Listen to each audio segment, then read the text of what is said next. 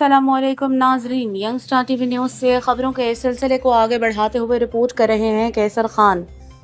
मुल्क खसूसन कराची में हालिया दहशतगर्दी की लहर के पेश नज़र CTD ऑपरेशन और वफाकी हसास इदारे मुख्तलिफ दहशतगर्द तंजीमों पर कड़ी नज़र रखे हुए हैं।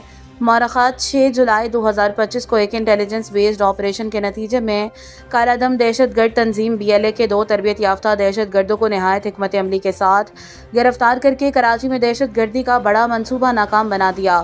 मुलजमान BLA के कैंपस से तरबियत याफ्ता हैं। मुलजमान ने रेकी और कम्युनिकेशन की ट्रेनिंग हासिल की हुई है, जिसके लिए दहशतगर्द तंजीम के कमांडर सादिक बलोच और बशीर ज़ेब की हिदायत पर कराची में मुकीम थे और हसास तनसीबात की मालूमात अपनी तंजीम को फराहम करते थे।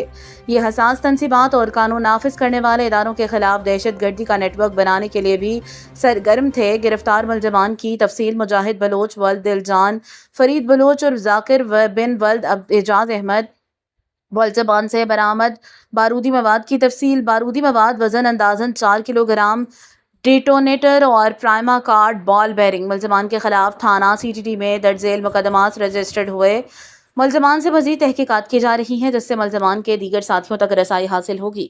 CTD और हसास इदारे ने मजीद टीमें तश्कील दे दी हैं, जो मुलजमान से तहकीकात के बाद मजीद कार्रवाई अमल में लाएंगी।